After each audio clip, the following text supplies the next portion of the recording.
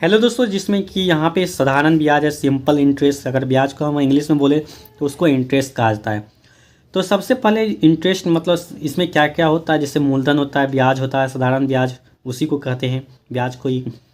तो मूलधन, जिसको आप मूलधन किसको कहते हैं, जो उधार लिया गया धन जो आप लेते हैं उसी को आप मूलधन कहते हैं। जो धन आप किसी से लेते हैं उसी को आप मूलधन कहते हैं। ब्याज किसको कहते हैं, कुछ समय के लिए दूसरे व्यक्ति से धन का प्रयोग करने पर उससे ब्याज दिया जाता है। मतलब आप जो धन दूसरे से लेते हैं उसके बदले में उसे कुछ समय के बाद उसको और एक्स्ट्रा आप देते हैं, उसी को आप ब्याज कहते हैं। अब उसी ब्याज का एक पार्ट है साधारण ब्याज। एक होता है साधारण ब्याज होता है, एक होता है चक्रवृद्धि ब्याज। तो साधारण ब्याज किसको कहते हैं, जो ब्याज केवल मूलधन पर ही निश्चित अवधि के लिए एक ही दर पर लिया जाए। मतलब कोई इंटरेस्ट होता है, जैसे 10% वार्षिक दर से लेते हैं, 5% वार्षिक दर से लेते हैं। जो इंटरेस्ट होता है एक फिक्स अमाउंट, एक इंटरेस्ट होता है जिसकी वो चेंज नहीं होता है, तो उसी साधारण ब्याज कहते हैं। ठीक ना। जैसे कि 10% वार्षिक दर से हमने कोई धन लिया किसी से, तो एक फिक्स है, आप उसको चेंज नहीं कर सकते हैं, तो उसी को कहते हैं सिंपल इंटरेस्ट यानी साधारण ब्याज।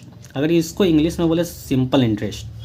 देखिए यहाँ पे जैसे मूलधन को आप पी रुपया के नोट्स करता है, दर को यानी आपको दर यानी इंग्लिश में अगर रेट, इसको आर लिखा जाता है, रेट को यानी आर यानी समय, टाइम यानी टी लिखा जाता है।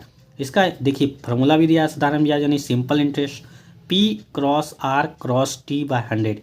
पी क्या है, आपका मूलधन है, आर क्या है, आपका दर है, और टी क्या है, आपका टाइम है यानी समय है। मूलधन गुना समय गुना दर, मूलधन गुना दर गुना समय बटे 100, ये आपका साधारण ब्याज आ गया।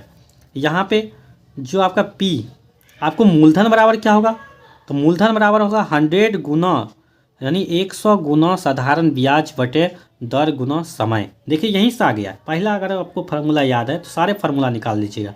अगर आपसे पूछा है मूलधन यानी पी, तो पी बराबर क्या हो जाएगा, ब्याज गुना 100 बट यहाँ डिवाइड हो जाएगा यानी आर क्रॉस टी से, तो वही हुआ। फिर दर कैसे निकालेंगे, सारे एक ही फार्मूला से निकल जाएगा। दर बराबर क्या, 100 गुना ब्याज बटे पी इंटू टी। फिर टाइम कैसे निकालेंगे, 100 इंटू साधारण ब्याज इंटू पी क्रॉस आर। तो उसके बेसिक पर क्वेश्चन भी दिया है आपको, सिंपल क्वेश्चन यहाँ पे दिया हुआ है। जैसे कि आपको क्वेश्चन दिया हुआ है 6400 रुपये का 7.5 वर्ष यानी प्रतिशत वार्षिक दर से 1 वर्ष 3 माह का साधारण ब्याज ज्ञात कीजिए। आपको यहाँ पे टाइम में एक चेंज करना होगा, आपको वर्ष में चेंज करना है या माह में निकालना है। तो जैसे 1 वर्ष है, 3 माह है, तो कोई एक यूनिट होना चाहिए ना, तो आप 1 यूनिट में इसको कन्वर्ट कर देंगे। इसको आप वार्षिक निकाल सकते हैं, तो इसको मंथ में, इसको वर्ष में कन्वर्ट कर, 3 माह है यानी कि इसको वर्ष में कैसे कन्वर्ट करें, 3/12। एक महीना में, एक साल में 12 महीना होता है, इसलिए 12 से डिवाइड कर देंगे यानी 1/4 आपको वर्ष आ जाएगा। इसको ऐड कर देंगे 1 से, तो ये आ जाएगा 5/4 वर्ष। देखिए आ गया ना 5/4 वर्ष। तो इस तरह से आप, जैसे ये आपका जो रुपया है 6400, ये मूलधन हुआ, ये दर हुआ, ये समय हुआ, आपको साधारण ब्याज निकल जाएगा। P cross R cross T बटे 100 यानी मूलधन गुना दर गुना समय बटे 100, आप निकाल लीजिए इससे वैल्यू पुट करके। उसी तरह से ये सारे क्वेश्चन आप सॉल्व कर सकते हैं। इस तरह से आपको, क्योंकि गाँव सब में आपसे ब्याज लिया जाता है, किसी अगर आसपास के पड़ोसी या किसी से भी आप ले सकते हैं, आपको जानकारी होना बहुत अति आवश्यक है। तो इस तरह से आप सॉल्व कर सकते हैं। बेसिक फार्मूला यही है आपको सिंपल इंटरेस्ट निकालने के लिए।